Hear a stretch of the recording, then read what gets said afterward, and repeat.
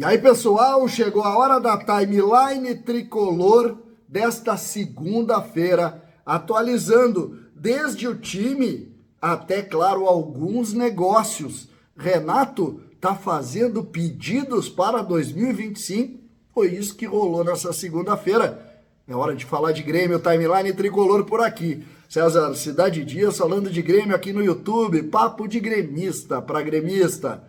Mas antes é preciso falar do mercadão da informática, onde a tecnologia encontra o melhor custo-benefício. Todos os equipamentos daqui são do mercadão da informática, 5 endereços. A Mega Store, lá na Dom Pedro II, vocês têm que conhecer. Dom Pedro II, 919. Vocês têm que conhecer. Mas tem na Avenida Grécia, tem na Antônio de Carvalho, tem na Otto Niemeyer, aqui bem pertinho da minha casa, e tem no Bourbon Country também, lá no segundo andar. Variedade de acessórios na área de informática, uma equipe que vai te atender e também pelo WhatsApp. Qualquer situação, agora, o WhatsApp está na descrição do vídeo. Fale com o Mercadão da Informática, há 25 anos. Uma empresa que merece todo o nosso apoio. É daqui, é do Rio Grande. Mercadão da Informática para você. Gente, vamos falar? Timeline tricolor. No dia do aniversário do Renato. Renato completando 62 anos nesta segunda-feira. Renato, que segundo o Bruno Soares da Band, estaria pedindo um volante parecido com o Michael, com o Arthur, com o Matheus Henrique, aquele volante de posse de bola, para tentar a bola parar um pouco. Lembrando, o Renato indicou o PP, e quando o PP chegou, ele disse que seria esse cara, mas não foi. Eu acho que não se substitui o Michael. Então, o Michael é um jogador superior. Personalidade, capacidade técnica, acho muito difícil substituir o Michael. Já o Arthur pintou ser um cracaço, não virou esse craque. Tanto é que não conseguiu manter um alto nível. E o Matheus Henrique menos ainda, né? Menos ainda. Tá ali no Cruzeiro, até não tá mal no Cruzeiro. Nenhum deles é do tamanho do Michael, né? O Arthur até ganhou mais dinheiro que o Michael, fez contratos gigantes na Europa, mas não é melhor que o Michael. Pintou ser muito melhor que o Michael, mas não é. Então o Renato estaria.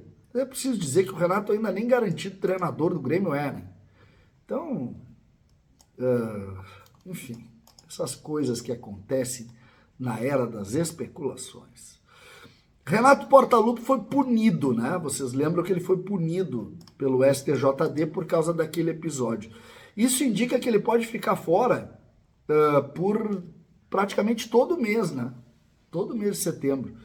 E eu acredito em efeito suspensivo, tá? Eu acredito em efeito suspensivo, mas ele pode ficar fora. Será que é um grande desfalque o treinador na beira do campo? Já que hoje em dia, mesmo não podendo da forma que precisa, eles acabam se comunicando muito fácil. Eu não vejo isso como um grande problema, assim, sabe? O treinador fora da área de... Enfim, não é para mim uma coisa tão surreal, assim, sabe? Como se o Grêmio estivesse jogando com um jogador a menos. E aí não é o Renato, qualquer treinador em qualquer clube, entendeu? Não acho que seja isso. O Renato que vai ter, e é porque é ele que escala, ele não está no dia do jogo, mas ele que escala, o Renato vai ter dificuldade, por exemplo, para fazer uma composição de defesa. Começa a surgir forte a informação de que o Grêmio não terá os zagueiros lesionados.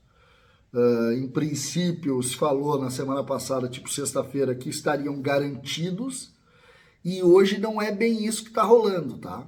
Não é bem isso que está rolando. Então, não se surpreendam se o Grêmio não conseguir ter esses zagueiros. E aí cresce a possibilidade do Natan, né? O Natan Felipe ser o zagueiro. Hoje o Rodrigo Oliveira falou que o Renato está muito contente com ele, que ele passou na frente do Jeromel e tal. e aí talvez a gente tenha uma surpresa. Vamos ver, vamos ver. Jogar vai ser difícil. Outra notícia que hoje circulou também, principalmente lá no centro do país, é sobre Luan, né? Luan ainda não se recolocou depois da rescisão de contrato com Vitória. Luan que veio para o Grêmio, não conseguiu jogar aqui e está hoje muito mais em aparições noturnas aí, em alguma coisa relacionada a festas, shows, do que propriamente em cima de outra coisa. Então, essa informação, acho que o Luan não joga mais, né? Acho que ele não vai mais jogar. Pelo menos aparentemente ele não vai mais jogar. Outro assunto também importante aqui da gente discutir é o Estádio Olímpico, né? Que vai receber então, por uma ação do Departamento de Marketing do Grêmio, a festa dos 121 anos, tá? É uma festa mas muito clara em cima do marketing, não é para voltar ao Estádio Olímpico, não tem nada disso, é uma ação de marketing para reconstrução dessa imagem e tal, mas muitos empreendedores procuram o Grêmio para não perder o Estádio Olímpico, né? Para o Grêmio de alguma maneira seguir. Hoje o Josimar Farina fez uma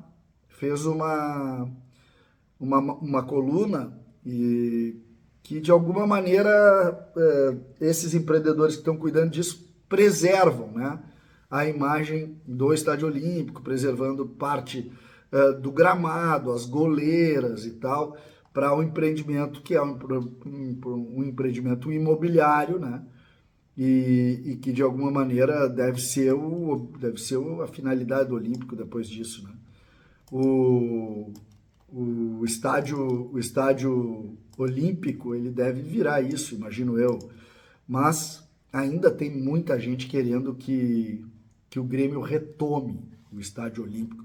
Eu confesso para vocês que eu não consigo ver isso e isso de alguma maneira me preocupa, porque essa tem sido a discussão, né? O Grêmio parece não gostar, não querer a Arena, né? E eu tenho medo que isso seja uma coisa da nossa geração, assim, porque o Grêmio, hoje eu falei muito sobre isso no Sala, o Grêmio é um clube muito maior do que o tempo, né, que a gente vive. O Grêmio vai há 121 anos, como é que foi a saída lá da Baixada? Enfim, eu não gosto muito disso. Outra notícia aqui, vocês lembram do volante Souza, que hoje está no Vasco da Gama? Foi assaltado, né? Foi notícia no Brasil, foi assaltado lá no Rio de Janeiro. E troço complicado, assim, né? Imagina, foi assaltado um grupo de pessoas, os caras de fuzil. Imagina o tamanho do problema, né? Então, também é dessas coisas que acontecem. Outra situação aqui, o Grêmio, o Calhau Dornelles, disse que o Grêmio já definiu que o Duqueiroz o Grêmio não vai exercer lá o direito de compra na casa de 6 milhões de euros, imagina, pelo Duqueiroz. É óbvio que não, né? Então, o Duqueiroz deve deixar o Grêmio ou se submeter ao novo empréstimo, se o Grêmio tiver interesse. Duqueiroz, que dessas contratações não foi a mais assertiva, pelo contrário, não caminhou muito bem essa contratação. Outro ponto aqui eu queria colocar, uma matéria do Marcos Souza hoje, contando a trajetória do Monsalve, né? Bem legal a matéria, que um jogador que era goleador nas categorias de base, né? E hoje ele é um meio armador, né? E aqui eles falam muito sobre a construção dele na carreira. A sensação que eu tenho é que ele era mais atacante, né? E é como tem que ser, né? O menino, né? O jovem jogador, ele tem que ter a bola. Aí depois, no curso da vida dele, ele vai construindo a posição que ele vai jogar. Mas todo menino, ele precisa ter a bola, precisa jogar muitas vezes. E, pelo visto, é o Monsalve. Ele era um atacante ali. Eles falam que ele teve mais de 300 gols na base, imagina. Muito talentoso, né? Esse menino é muito talentoso. muito talentoso. Uma boa matéria aqui do Marcos Souza, para quem não leu, vale a pena a leitura e acho importante a gente salientar aqui o trabalho, muito legal. Tanto a matéria do Marcos Souza quanto a matéria do Josimar vale a pena ler. Né? Vale a pena ler a matéria, uma sobre o estádio olímpico e como vai ser ali, e a outra sobre a história, né?